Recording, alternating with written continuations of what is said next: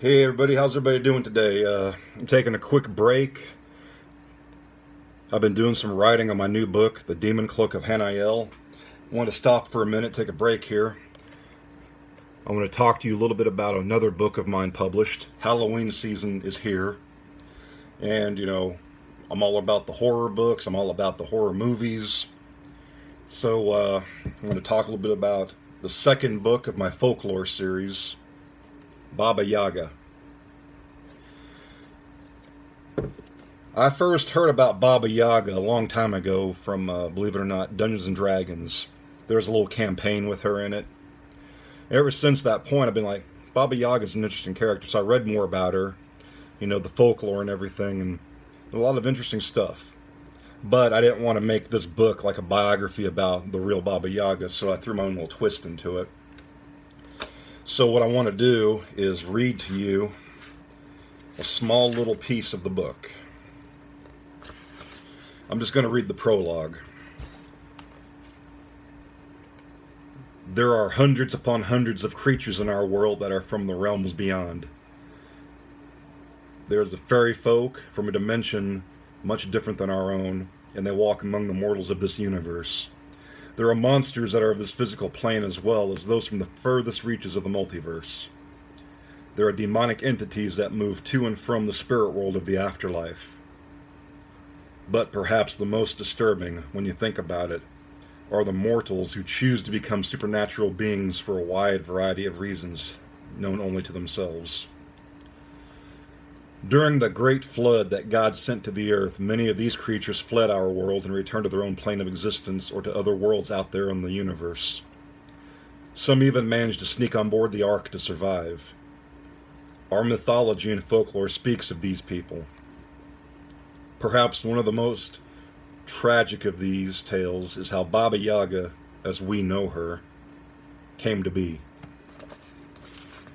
And then from then the book goes on. On the back cover here, just a little hint about the story. Young Veronica has tragically lost her brother to a malevolent presence in the woods. The town priest has now accused her of witchcraft and her family has shunned her. Running away into the very woods she lost her brother in, she crosses paths with a dark spirit and a seemingly kind old woman, both of them not truly being what they seem. You don't have to read the first book to appreciate this one, but, as a writer, I prefer you do read both of them, but I'm not going to get into that. Like I said, it's the second book of the folklore series. In the book I'm working on now, The Demon Cloak of Hanael, originally I was going to make that the third book, but instead, because the Demon Cloak is something I created, I don't think it really belongs in folklore. It's going to be a standalone book, much like, Haunting on the Nobility. I will do a third book for the folklore series down the road. I'll pick a mythical creature, maybe a banshee. That'd be kind of cool to do one about a banshee or a...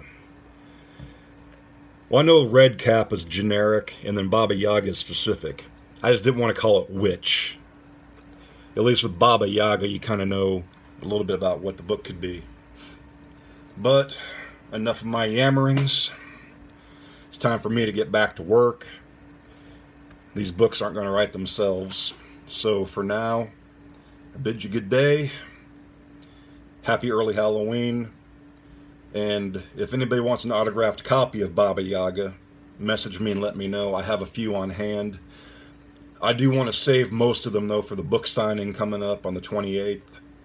But I might be willing to part with a copy or two if you really want one.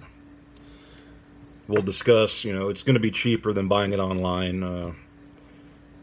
We'll worry about that later. Just message me if you're interested. Or any other one of my books. You want Red Cap, you want Haunting on the Nobility, Yoakum's Compendium of Bizarre and Original Stories, or even my poetry book. It's called Yoakum's Collection of Poems and Blurbs. Whichever book you want an autographed copy of, let me know. We'll work on payment and whatnot later. But for now, I'm back on it. Keep reading, and have a great week.